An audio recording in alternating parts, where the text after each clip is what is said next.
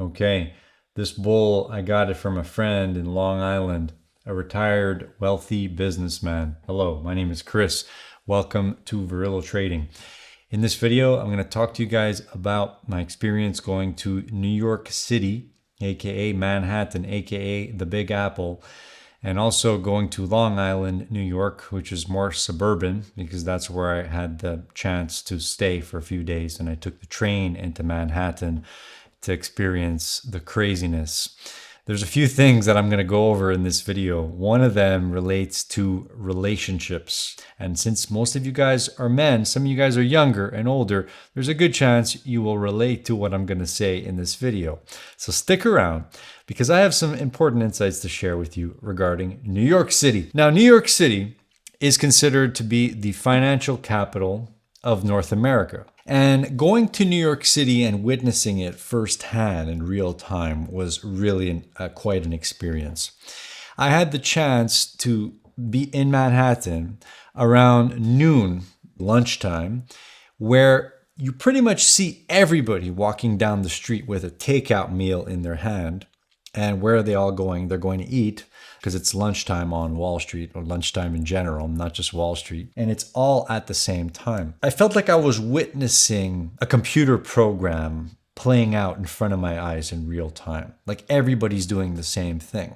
It's a whole formula operating. I would say people in the city, of course, there's a lot of tourism in the city, but in general, a lot of New Yorkers and the people walking down the street are very tunnel vision. Nobody's really stopping and talking on a street corner because if you do that, you're going to get bumped into by somebody, and you shouldn't be standing on a street corner in New York City unless you're a tourist looking up at the sky. And obviously, New Yorkers hate that.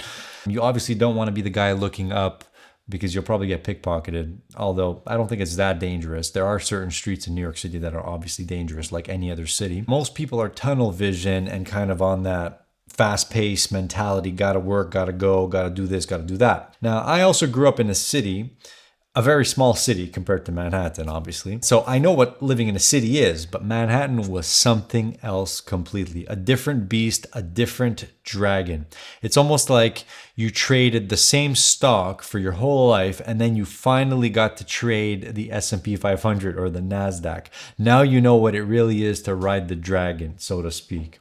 Because the NQ, the NASDAQ, is one of the biggest dragons out there. It's a beast, just like the Big Apple is. One thing that I did find interesting about my trip, I had the chance to meet a retired wealthy businessman. And this person happened to be the owner of the house where I was lucky enough to be staying. It was a relative of my girlfriend. This man was very intelligent. He gave me various insights into business. We were talking about, product development, customer satisfaction, knowing your customer, how he grew his business from just being a small consulting company, eventually managing a software company in the pharmaceutical industry where he was solving a specific problem. He had multiple employees working for him. He eventually ended up selling that company for, I'm definitely sure it's in the 8-figure territory. This guy was pretty much a New Yorker, and now he's retired living in Long Island. In a way, I saw the whole full circle where all those New Yorkers hustle and bustle, gotta work, gotta go. Eventually, those people are gonna reach a point where they say, okay, I'm tired of this. If they didn't make it, they're probably moving to Thailand or something and living there. Now, would I see myself ever moving to or living in New York City? It would have to be based on circumstances. If there's a specific opportunity, then maybe I would. But I definitely wouldn't go there seeking for opportunity,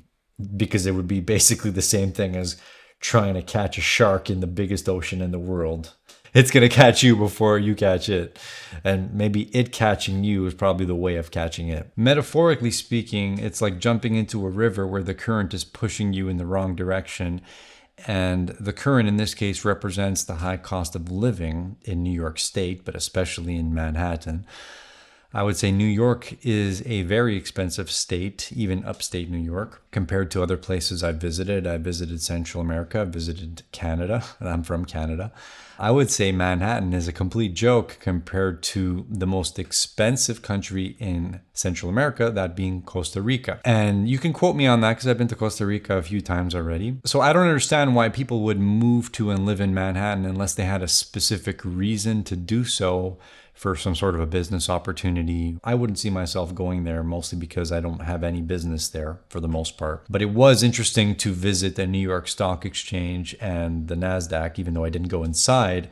I got a feel for the buildings themselves. I mean, I think at this point we've seen enough videos to know what goes on in those buildings. But seeing the building from the outside is definitely a piece of history. I also saw the outside of the American Stock Exchange, although I didn't get a picture of that one. Now, this bull right here was given to me by the wealthy businessman that I keep talking about. His name is John. And he just gave this to me when I started talking to him a bit about the markets. And I think it's pretty cool. You might see it in other future videos. Now, of course, since I was in the financial district, I did visit the famous bull on Wall Street. And if you guys are wondering, yes, I did touch the cojones. And yes, I also did wash my hands after, because thousands and millions of people touch those things every single day. And I watched them in Battery Park, which is the park just down the street from there. What was really interesting was visiting the memorial of the World Trade Center.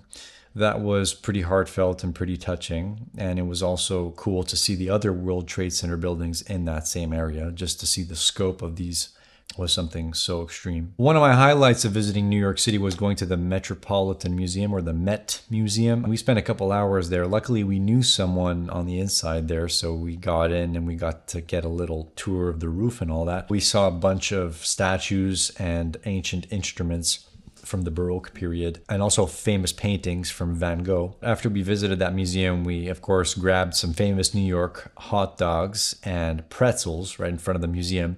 If you guys are in front of that museum, you have to go to the King hot dog stand, which is right in front of the Met Museum. So definitely go to that one because it was quite good. I envision New York City as a dragon. You might be able to ride it for a certain period and do very well while you're riding it. Be able to see and experience things that you've never experienced before. Be able to do things you've never done before. Make money you've never made before. Make connections. But I also believe that you can't ride the dragon forever. What goes up must come down at some point.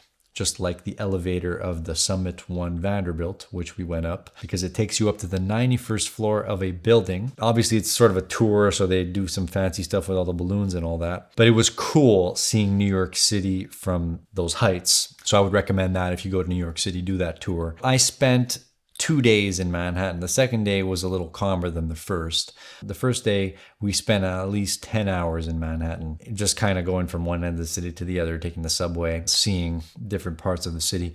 We certainly didn't see the whole city. I didn't visit the Bronx. I didn't visit Harlem. I visited pretty much the upper Midtown, lower Midtown, which is below Central Park. And we did go to Little Italy, and we did go to the financial district. Now, one thing I did learn from this trip that I think is really important, that I really hope you guys are still watching the video at this point, because this was my main takeaway from this entire trip. What I really learned from this trip relates to my personal life. If you are in a stage in your life where you plan on having a relationship, maybe you see yourself having kids one day and you want to know some of the insides as to what goes on in a relationship, definitely stick around, because my main takeaway from this trip was I realized that I'm at a stage in my life where I simply can't afford to go on trips.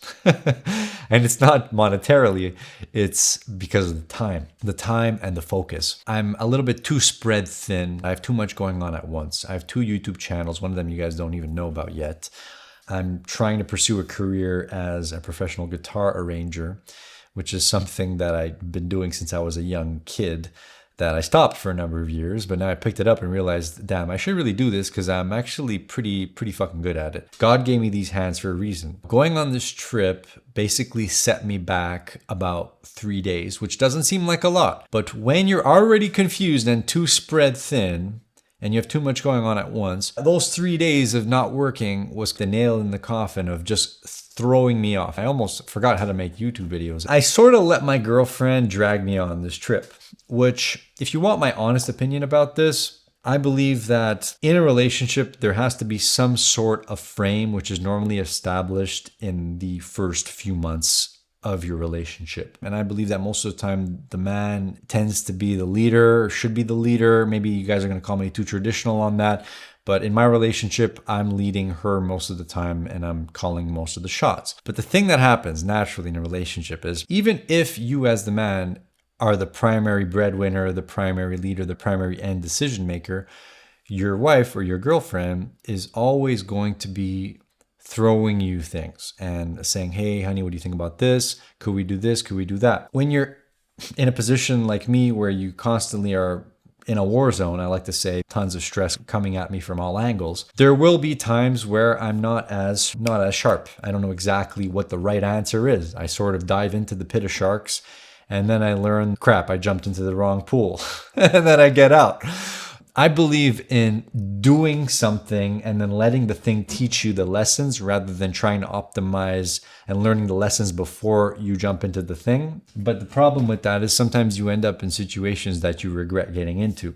And part of me does regret this New York trip because it sort of threw off my routine and it made me realize the kind of trouble I can get into if I let my girlfriend lead. And if you guys have opinions on what I'm saying, if you don't agree with me, I genuinely don't care because this is personal to me. It's all relative to your situation. I mean, if you're in a relationship where you let the girl call the shots, I'll be brutally honest with you, there's a good chance that at some point she's going to seek out a mate that is more decisive than you if she hasn't done so already.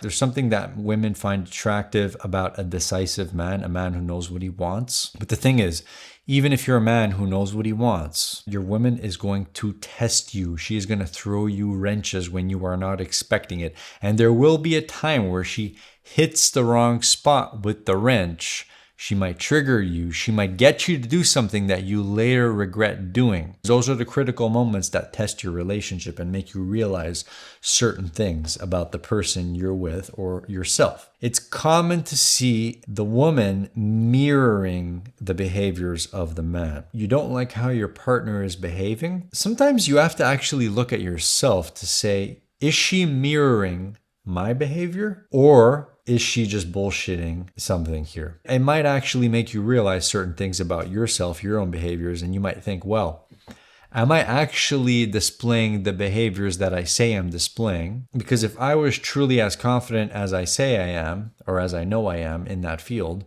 there's a good chance that she would also be displaying that back to me. But if she's giving me this attitude, there's a good chance that I'm giving her that attitude in a different way and she's sort of reflecting it back onto me.